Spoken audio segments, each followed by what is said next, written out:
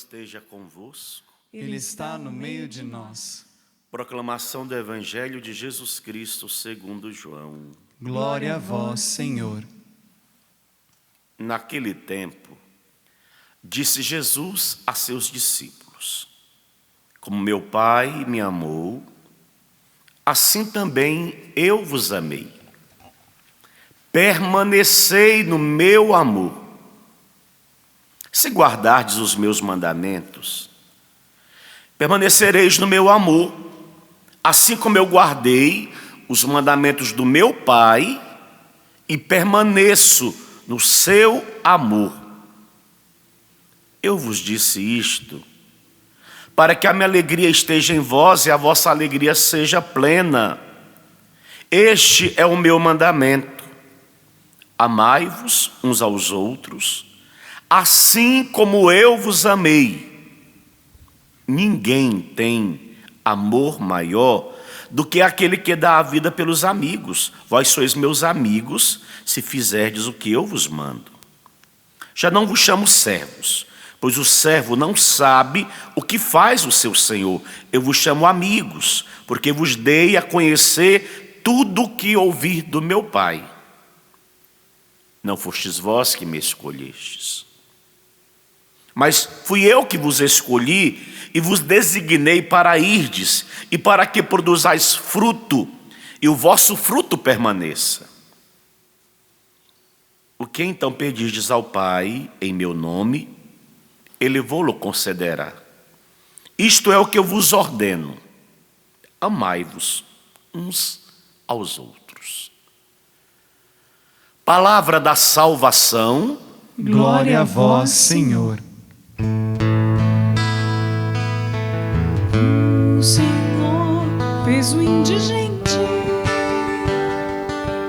assentar-se com os nobres. O Senhor fez o indigente assentar-se com os nobres. Mais uma vez cante isso: o Senhor é Ele O Senhor fez o indigente que levanta do pó assentar-se caído, com os nobres. que coloca num lugar de honra, de destaque. O Senhor fez o indigente assentar-se com os nobres. Louvado seja nosso Senhor Jesus Cristo. Para sempre seja louvado. Hoje a igreja está celebrando a festa deste apóstolo chamado Matias. Matias, ele não era do grupo daqueles que foram chamados num primeiro momento. Jesus vai e passa a noite toda em oração, e depois que ele orou naquela vigília de preparação para eleger aqueles que estariam mais próximos do coração dele, entre eles Judas, Matias não estava.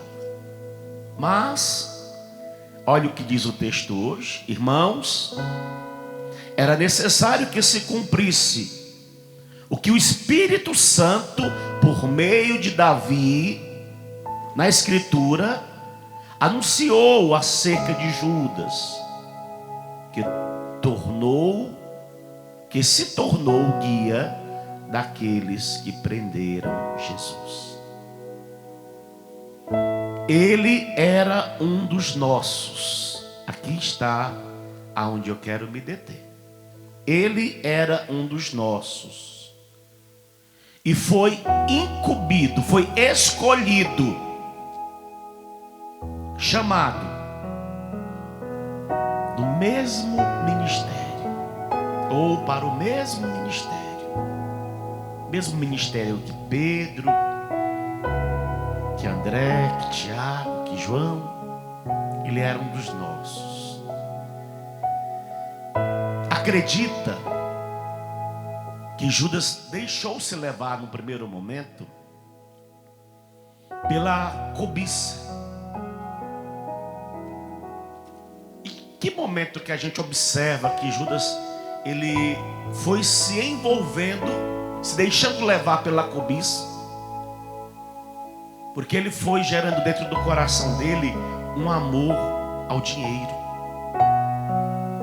Lembra daquele fato, daquela mulher que entra e que derrama um perfume caríssimo nos pés de Jesus?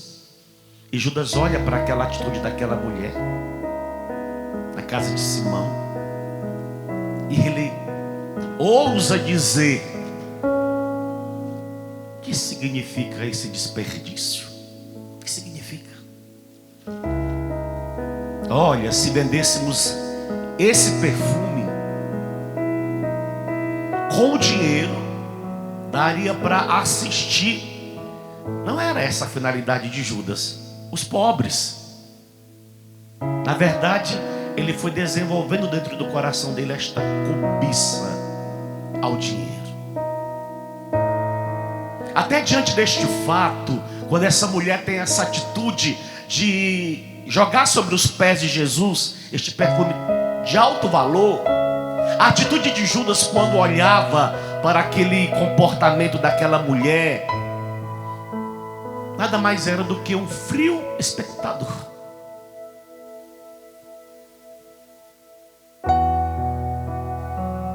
Para ele era um desperdício inútil. Imagina. Mas aquilo que Judas foi cultivando dentro do coração dele foi crescendo, é claro.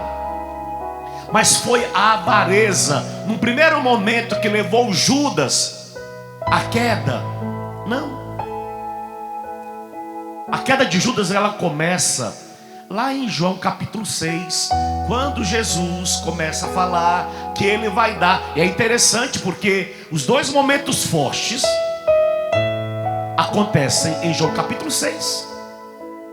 Quando Jesus vai falar do corpo dele como comida, do corpo, do sangue dele como bebida. E Judas está ali escutando aquele discurso. Pedro demonstra a fé. Ele faz uma adesão de fé àquilo que nosso Senhor estava falando naquele momento. Enquanto que Judas é olhado por Jesus e já é apontado como aquele que não está limpo, mas que será logo mais usado pelo demônio para fazer o que Judas depois fez. É um belíssimo discurso que Jesus fala a respeito da Eucaristia ali em Cafarnaum. Pedro confessa, e Jesus fala que nem todos os que estavam escutando aquela pregação que ele naquele momento estava fazendo eram fiéis. Faltou da parte de Judas fé e confiança no Senhor. Ali ele começa a se perder.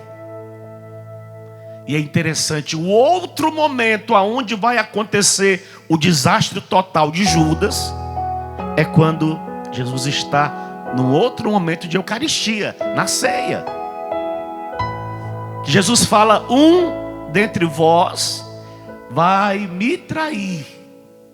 E os apóstolos começam a perguntar: sou eu, Senhor? Sou eu, Senhor? Sou eu, Senhor? E é interessante que nesta hora, o único que não fala sou eu, Senhor, é Judas. A expressão que Judas usa, sou eu, mestre, até fazendo referência àquilo que São Paulo vai dizer na carta aos Coríntios, que só é possível dizer que Jesus é o Senhor pelo Espírito Santo. Ali Judas já não consegue chamar Jesus Senhor, mas ele chama de mestre. Sou eu, mestre? Porque naquele momento o demônio entra em Judas. E aí Judas vai fazer o que depois nós temos o conhecimento. Amados, Judas escutou os mais belos discursos de Jesus. Ele estava lá. Judas viu os mais belos milagres de nosso Senhor. Judas ajudou a recolher os pãezinhos, os peixes que sobrou daquele milagre da multiplicação. Ele estava lá como uma das cestas, com certeza pegando restos de pão e de peixe, de um milagre de multiplicação e outros tantos momentos fortes.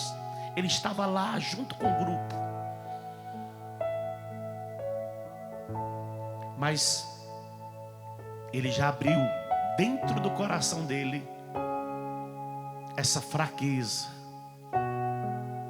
Primeiro, de não ter fé e muito menos confiar naquilo que Jesus estava falando, que ele daria no momento eucarístico a carne e o sangue dele como comida. E depois, na última ceia, Jesus tentou pela última vez ver se Judas mudava de mentalidade. E nem naquele momento Judas consegue mudar a sua forma de pensar. Ele é o primeiro ele é um ladrão, depois um traidor, depois mais tarde um aliado de Satanás. Ele foi evoluindo, ladrão, traidor, aliado de Satanás. Roubava o caixa apostólico. Imagina. É que o texto bíblico, ele traz os detalhes básicos, mas há algumas revelações que a gente acaba tendo conhecimento na Igreja Católica, dos nossos famosos místicos, pessoas que tiveram experiências místicas, revelações divinas, que traz para nós um pouco desse personagem que se chama Judas. E a gente vai entender que Judas, ele não traiu Jesus naquele momento em que ele dá o beijo. Ele já vivia uma vida de traição. Ele foi o eleito, o escolhido, o chamado, mas ele não fez valer a sua eleição, a sua escolha. Ele vivia desde o primeiro instante, desde que ele experimentou a graça do chamamento, ele vivia uma vida dupla, vivendo no grupo dos 12, numa linguagem bem jovial. De quando em quando Judas dava os perdidos no grupo, saía do grupo, mas saía para quê? Para evangelizar? Não, para aprontar. E olha a paciência de Jesus com Judas. Olha a insistência de Jesus com Judas. Amados, quando Jesus fala do discurso que ele vai dar a carne e o sangue dele, para ele depois vir a falar da Santa Ceia, isso demora mais de ano. E nesse percurso todo, nesses meses todos, Judas vai vivendo infidelidades sobre infidelidades. A gente acha que Judas chega lá e entra no sinédrio para falar com as autoridades religiosas da época, com um sumo sacerdote. Então a gente acha que não, Judas já mantinha um vínculo, ele já mantinha uma certa amizade. Ele tinha dentro daquele espaço pessoas que eram influentes. Ele não chega de repente, eu vou trair, não, eu te entrego, eu vendo. Ele já tinha mais ou menos vínculos de amizades ali dentro, e ele já tramava uma possibilidade. De quando em quando ele já pensava como que ele ia fazer para organizar esse momento, até que chega o grande dia. Interessante que Judas depois ele desenvolve um ódio neurótico, tanto pelo dinheiro, quando ele joga fora, como por si mesmo, chegando ao absurdo do suicídio. Para você ver o que é uma vida de infidelidade. E olha, se eu não tiro a minha própria morte por meio de um suicídio, eu me mato de outras formas, principalmente perdendo o significado daquilo que eu sou. Se eu sou sacerdote, eu perco o significado do meu sacerdócio. Se eu sou marido, eu perco o significado do meu ser esposo. Se eu sou esposa, eu perco o significado do meu ser esposa. E assim sucessivamente. Quando a gente começa a viver uma vida contrária ao chamado que Deus nos fez. O beijo é o ápice da traição, mas na verdade a traição ela já vinha acontecendo. E eu começo a trair às vezes, filho, filha, nas pequenas coisas. Nas pequenas coisas. Desculpa, mas quando eu faço um compromisso com Deus, quando você faz um compromisso com Deus, a gente faz, como no casamento, uma aliança, que é um anel. Está escrito Jesus nele. Mas quando eu faço um compromisso com Deus, espiritualmente eu coloco no meu dedo uma aliança, onde eu estou assumindo um gesto de manter-me fiel a Deus. Assumir um compromisso com Deus. Nossa canção nova, dia 2 de fevereiro, a gente assume um compromisso com Deus. Às vezes aqui no santuário, é transmitido para o Brasil e para o mundo. O segredo não é assumir o compromisso com Deus no 2 de fevereiro. O segredo é viver esse compromisso todos os dias, até o outro 2 de fevereiro. Esse é o segredo. É correr atrás da fidelidade todo santo dia. E o que eu falo da canção nova, eu falo para você que é padre diocesano, você que é padre religioso, você que é religiosa, você que é consagrado na sua comunidade de vida ou de aliança, você que pertence ao movimento, você que é jovem sarado, você está me escutando? Nós fazemos um compromisso público também com Deus. Assumimos viver uma cartilha com Deus. E quando eu não vivo, eu vou me tornando Judas. Um Judas que vai crescendo em graus de infidelidade, até ou me suicido, tirando a minha própria vida, ou eu perco totalmente o significado das coisas. Nada mais faz sentido. Desculpa, como os jovens dizem, eu começo a chutar o balde. Aquilo que eu tinha renunciado, aquilo que eu tinha deixado, aquilo que para mim eu adquiri um nojo contra, agora eu volto a sentir sabor de novo naquilo que era errado. Tem um fato de uma mística que ela conta que um dia Nossa Senhora foi resolver um pepino deixado por Jesus numa cidade chamada Tiberíades. E aí ela chegou bem tardezinha para que os moradores de Tiberíades não as vissem. Maria, mãe de Jesus, e Maria de Salomé. E elas queriam ir embora também daquela cidade de Tiberíades. E a viagem era a pé. Ainda de madrugada, até por causa do sol. Então elas decidiram sair ainda lá pelas 4 da manhã, 5 da manhã. E quando elas estão saindo de Tiberíades, elas estão passando por uma rua bem estreita. De repente sai de uma casa de prostituição um homem assim, de costa meio descabelado, todo bagunçado, com a atitude de quem estava meio embriagado.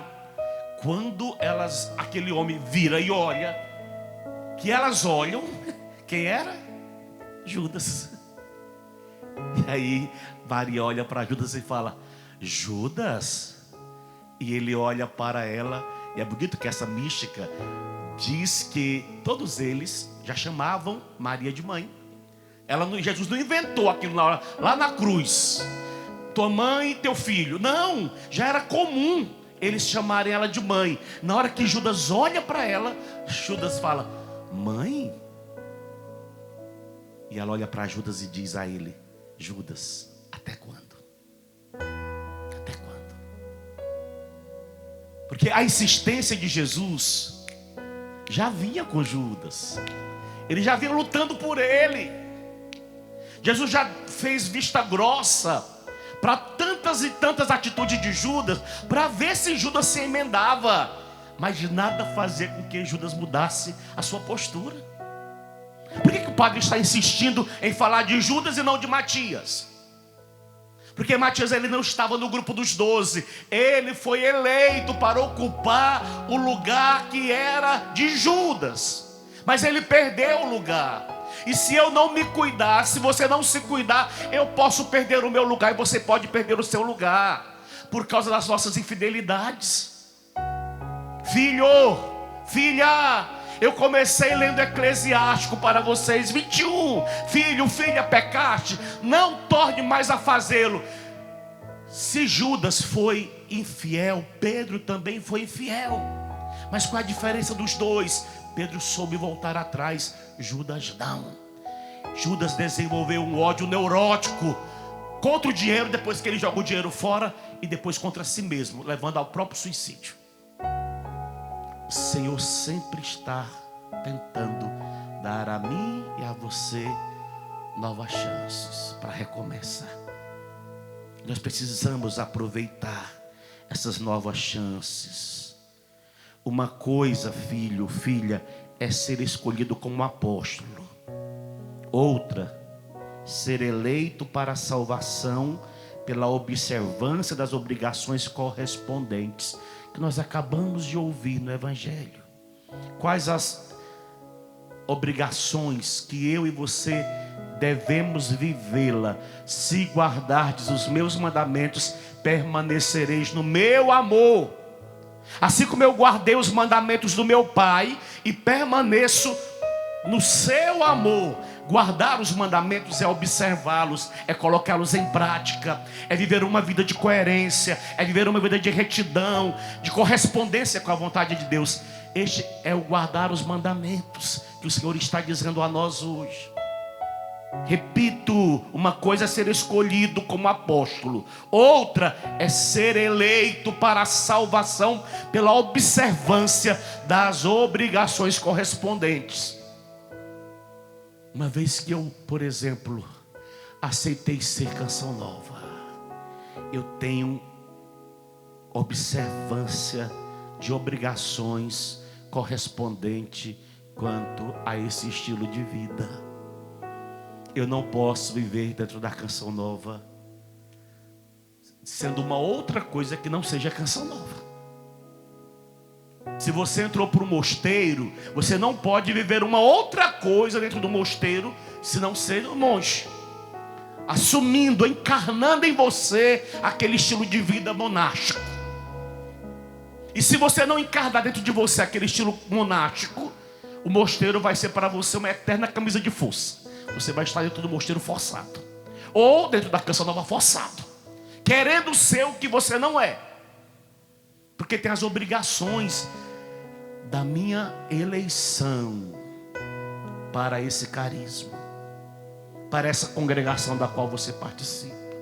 Tem as obrigações para essa vida matrimonial assumida por você. Filho ou filha, estava dentro do cardápio do matrimônio tudo que vocês estão vivendo. E até porque vocês prometeram fidelidade na saúde, na doença, na alegria, na tristeza, em qualquer circunstância da vida de vocês, vocês prometeram fidelidade um ao outro. Agora, quando as coisas começam a apertar, uma das partes quer dar no pé. Não. E a fidelidade? Vivida no namoro, a fidelidade vivida no noivado, no início do matrimônio. Foi tudo um teatro? Não. Há obrigações que precisam ser correspondidas por vocês dia após dia. Porque se eu perder o meu lugar, Deus não parará a obra dele. Naturalmente ele vai me substituir, vai colocar um outro Matias no meu lugar, porque a obra é dele. Claro, quanto ao casamento, o que Deus uniu, o homem não separa. Só poderia vir a acontecer a separação se houvesse uma nulidade matrimonial, porque foi provado. Beleza, mas aí está dentro dos princípios da fé. Mas de forma contrária, nós precisamos entender que nós fomos chamados para um segmento. Não fostes vós que me escolhestes, bendito. Bendita, fui eu que vos escolhi. E eu vos escolhi para que vocês produzam frutos, e frutos que permaneçam. A minha ordem é que vocês produzam frutos. Foi para isso que nós fomos eleitos, escolhidos, chamados. Nós não podemos abrir mão dessa escolha e de querer produzir os frutos que o Senhor espera encontrar em nós. Porque ele pode acontecer um dia que o Senhor venha na minha árvore da minha vida e ele procure um fruto, e o Senhor, ele pode vir fora do tempo, porque ele quer que eu seja uma árvore temporão, produza o tempo todo, e não achar nada e amaldiçoar essa árvore. O que vai acontecer com ela? Senhor, aquela árvore que o Senhor amaldiçoou ontem está seca. Ou, não corta a árvore nem amaldiçoa agora. Vamos cavar, vamos colocar os adubos em torno dela. Vamos tentar molhá-la, cuidar dela. Quem sabe do ano que vem ela produza. Tem as insistências de Deus, as paciências de Deus. Mas eu preciso entender que o meu chamado, a minha escolha é para que eu produza algo em favor do reino. Eu preciso colocar isso na minha cabeça. Eu fui eleito, eu fui escolhido, eu fui chamado para esse tempo, para viver dentro desta realidade da minha fé católica, hoje, não abrindo mão daquilo que a minha fé católica me obriga a viver. Compreende isso? Repito, uma vida de traição, ela não se estabelece da noite para o dia, ela vai acontecendo. E às vezes nas pequenas coisas. A mulher era tão católica, casou catolicamente na igreja, bonitinha. O marido também católico. Depois de um tempo, amizades, influências, colegas, lugares em que frequentam, academias, cabeleireiros, a pessoa começa a mudar a mentalidade. Ela começa a usar um anticoncepcional hoje, depois usa amanhã, depois usa a pílula no dia seguinte, depois eles partem para o uso da camisinha, do preservativo. Entende o que é uma infidelidade que vai se construindo? E o casal tinha umas convicções tão bonitas antes de casar, que viveriam assim. E se não fazem nada disso, optam pelo coito interrompido. Não concluem as relações como nosso Senhor desejava que aquela relação fosse concluída.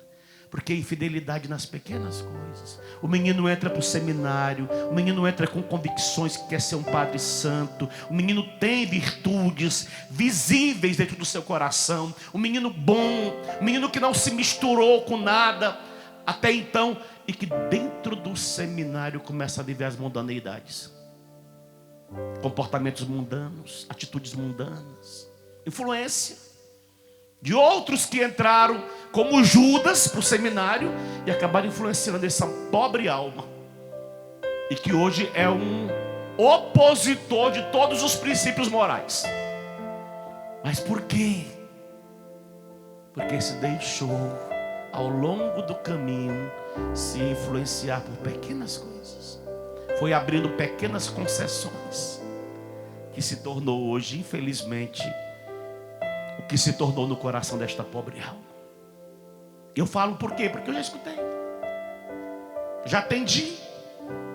Padre, nunca tinha bebido um gole de bebida alcoólica. Meu primeiro gole foi dentro do seminário. Olha que doloroso. Primeira vez que eu experimentei, padre.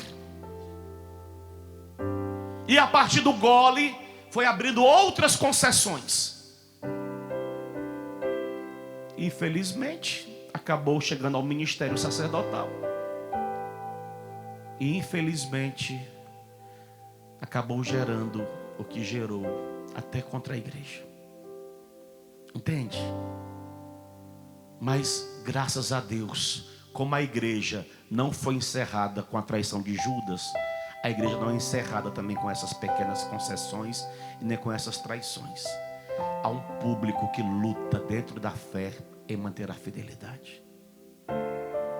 E nós precisamos insistir por esta fidelidade.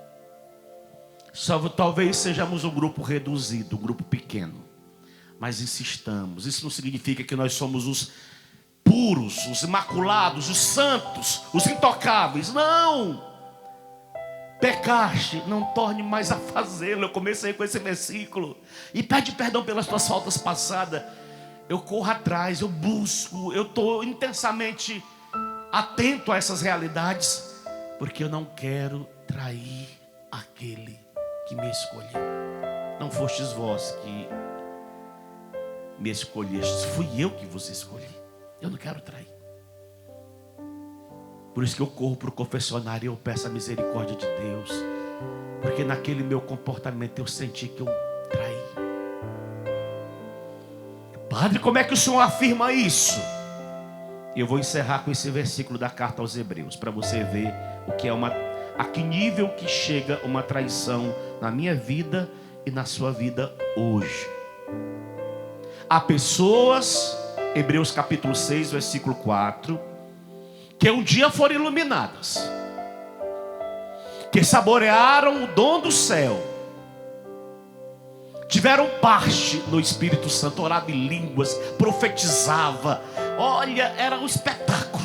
Quando colocava a mão na cabeça do outro já repousava. Era usadíssimo por Deus em todos os dons carismáticos, que experimentaram o sabor da palavra de Deus e os milagres do mundo vindouro.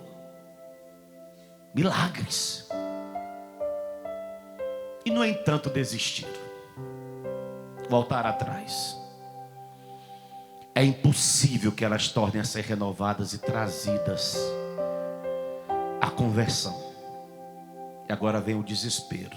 Enquanto crucificam novamente o Filho de Deus, e por meio dos seus comportamentos o expõem a injúrias, traíras. Põe Jesus novamente a injúrias, a zombaria, ao escárnio, as dúvidas, as interrogações. Filho, filha, o Senhor está nos convidando a dar uma resposta diferente hoje. Aceita recomeçar. Aceita. Porque se você sair, a igreja continua a igreja. O que vai acontecer é que uma outra pessoa vai ocupar o lugar que é seu. Ana, me deu uma música agorinha, quando eu falei essa frase. Celebra a vitória. Abraça o que é teu, filho. Permanece fiel. Luta sem desanimar. Luta. Ainda diz a carta aos Hebreus, capítulo 12: não resististes até o sangue do teu combate contra o pecado. Não, combata até o sangue, se preciso for, contra, mas não seja um traíra, uma traíra. Se você verdadeiramente experimentou Jesus, não beije Jesus com beijos de traição. Não. Ao contrário, nós precisamos beijar naquele beijo da Sexta-feira Santa, com toda a piedade dos nossos corações. A gente beija o crucifixo. Um beijo de misericórdia, um beijo de arrependimento, um beijo de reconhecimento. E não naquele beijo aparentemente bonito, mas falso. Não. Fica de pé onde você está na sua casa, se você puder, né? É um convite. Você foi eleito, filho, eleita, chamada para uma vocação celestial, sabia? Você foi escolhido por Deus para um dia ocupar moradas celestiais. Olha que lindo! Eu vou, disse Jesus, preparar para você um lugar. Eu volto para o Pai. E Jesus está trabalhando o tempo todo lá na casa do Pai, preparando para serem ocupados por mim e por você. E se eu não for, se você não for, os nossos lugares ficarão vazios. E outros tomarão posse daquilo que era meu ou daquilo que era seu. Não, o Senhor está te convidando a abraçar o que é teu. Abraça de novo. Padre, eu era radical, volta com a radicalidade. Volta. Aqui não. Comigo é se ensina ou não. Pronto. Mas não viva essa vida, desculpa, como a de Judas, num lenga-lenga. Não vai e nem fica.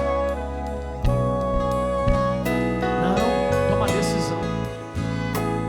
Volta, canta com o ministério. Vê quem te elegeu, te ungiu e consagrou. Temas, não vê mais dos lábios santos teu nome ressoou. Não te chamou como um servo qualquer, mas com carinho filho seu. Te capacitou, Toda força te deu, amparou e acolheu. ergue-te, pois, Deus te fez um vencedor. Ergue-te, pois, Deus te fez um vencedor. Celebra a vitória. Celebra a vitória. O Senhor Jesus regressando está. Vitória. Vitória, Canta com unção. canta com unção, tua vida celebra a vitória. O Senhor Jesus regressando está. Vitória, canta com unção, tua vida. Creio, o tempo é curto e não dá para esperar. O tempo é curto e não dá. Olha o que você vai cantar. pra esperar. Tu não vês que o tentador só procura te enganar. Não vês o tentador só procura te enganar, Dizendo que tens mil motivos, dizendo enfim. que tens mil Para tudo motivos, abandonar. enfim, para tudo abandonar. Abraça o que é teu, filho, filha, permanece fiel. Abraço que é teu, permanece Luta sem fiel. desanimar. Luta sem desanimar. Ergue-te, pois, vai, coloca-te de pé. Ergue-te, pois, Deus te fez um vencedor. Celebra.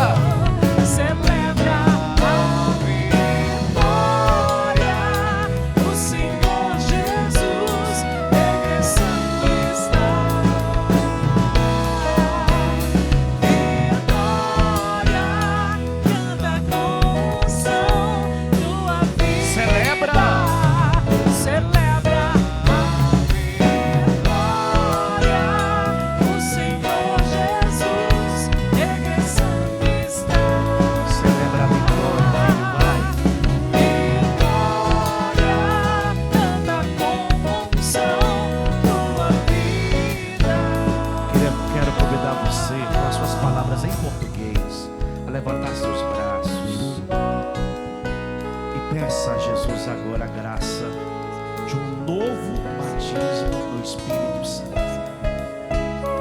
Repito, eu só posso dizer: Jesus é o Senhor se eu for movido pelo Espírito Santo.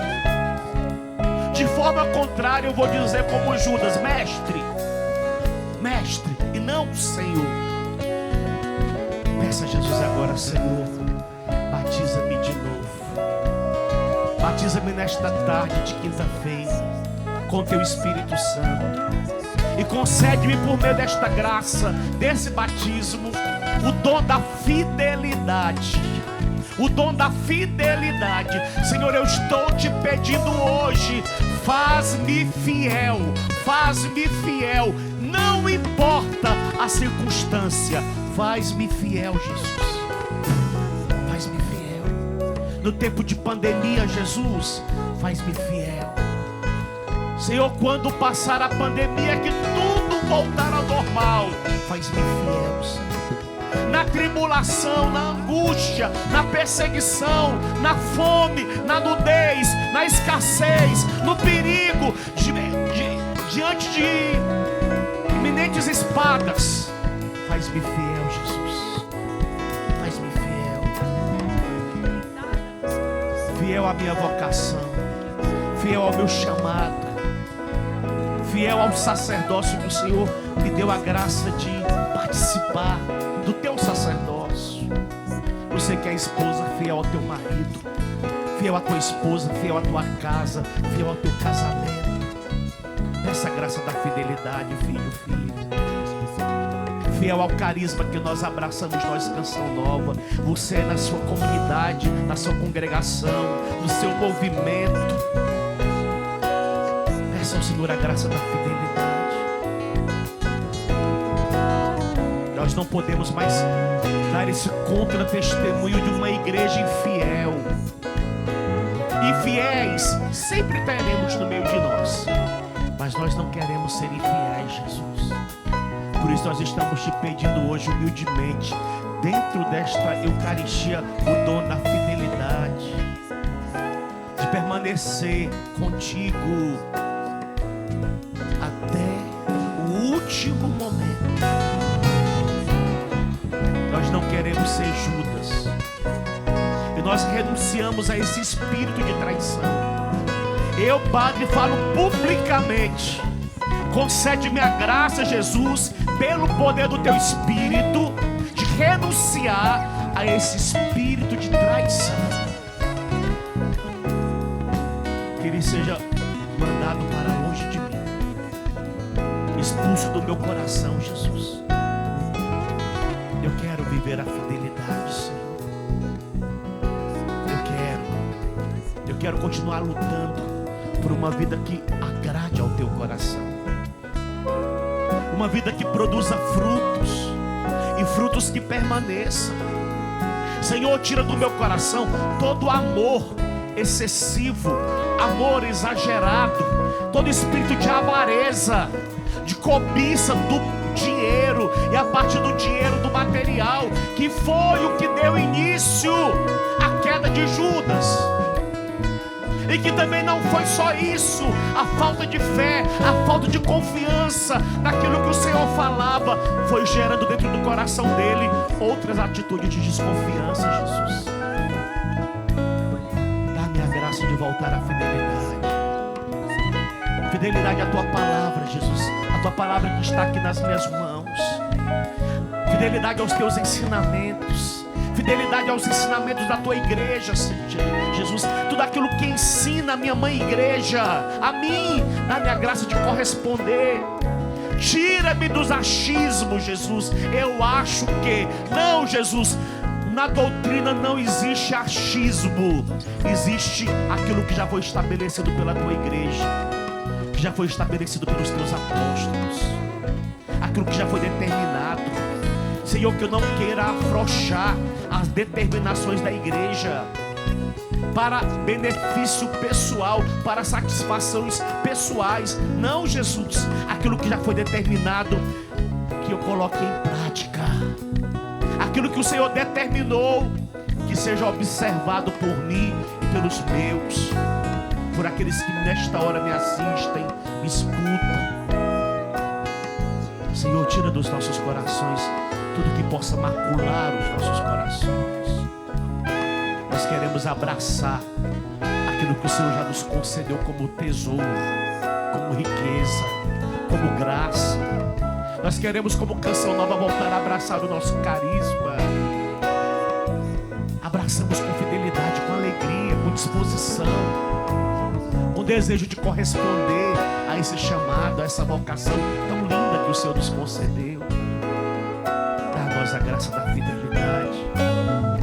Senhor, concede-me a graça de abraçar o sacerdócio, de não abrir mão da minha vocação por nada.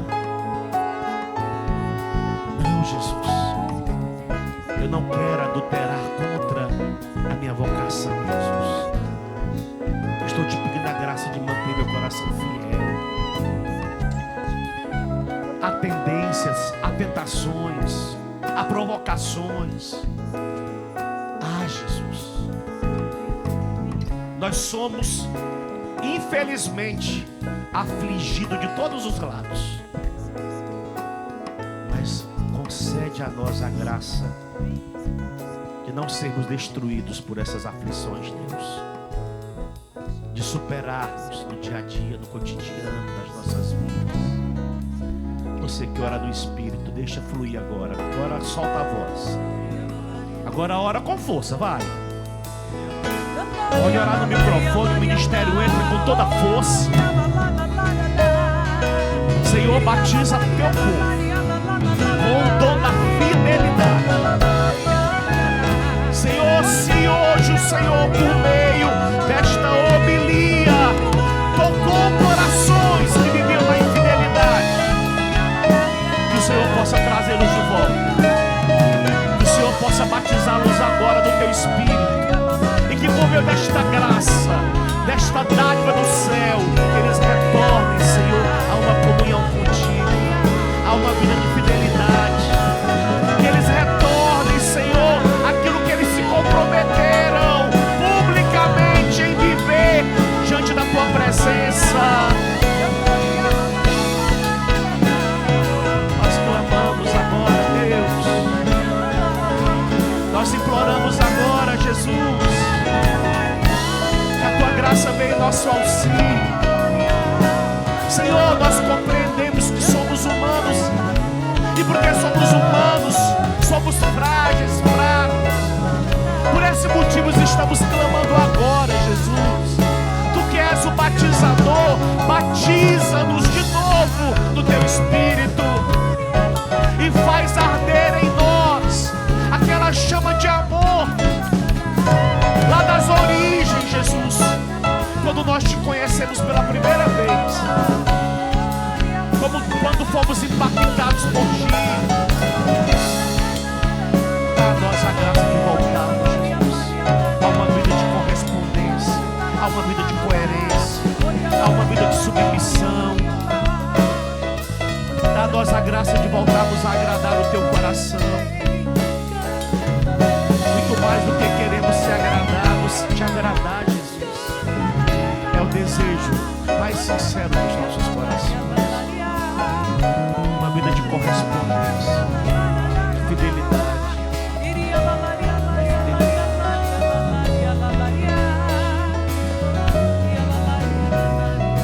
Quero encerrar perguntando a você que está do outro lado. É uma pergunta. Quando você vai íntima para o seu banho ou para o seu banheiro, você é fiel a Jesus lá dentro daquele ambiente? Estou te questionando. Porque há pecados que são públicos, mas há pecados que são privados, ninguém vê, aparentemente. Mas o livro de Eclesiástico diz: ninguém vê, mas Deus vê. Quando você está dentro do seu carro com a sua namorada, com o seu namorado, como é que vocês se relacionam dentro deste carro? Aparentemente ninguém está vendo, vocês estão só os dois dentro daquele carro. Vocês traem ou permanecem fiéis? E assim sucessivamente. Uma coisa, filho, é nós estarmos no show de evangelização, no louvor, cantarmos, gritarmos. Mas uma outra coisa é no nosso secreto, onde ninguém está nos vendo. E aí? É lá no meu quarto, no meu banheiro, no quarto do padre, aonde estou com a minha porta fechada e ninguém está me vendo. Lá eu sou fiel a Jesus, no meu secreto. Uma coisa é eu mostrar para as pessoas que eu sou o mais espiritual. Até me arrepio quando estou orando, quando estou cantando, choro publicamente. Mas quando passa esse momento, e que você volta para a sua realidade, você permanece fiel? Sabe por quê? Porque onde o profeta Isaías disse, Jesus repetiu o que disse o profeta Isaías: este povo me honra com os lábios, mas o coração deles está longe de mim. Cuidado para nós não sermos traíras. Na frente a gente se mostra como fariseu, os mais espirituais do mundo. Por trás, traíras. Não, eu não quero ser um traíra, e você também não quer ser um traíra. E se formos, lembre-se, o Senhor vai colocar uma outra pessoa para ocupar o lugar que era teu, porque você infelizmente perdeu a sua eleição por causa de concessões que você foi abrindo até o momento presente. Vamos recomeçar? Abraça o que é teu, permanece fiel, luta sem desanimar, porque o Senhor te fez um vencedor, uma vencedora, um vencedor, uma vencedora. Amém?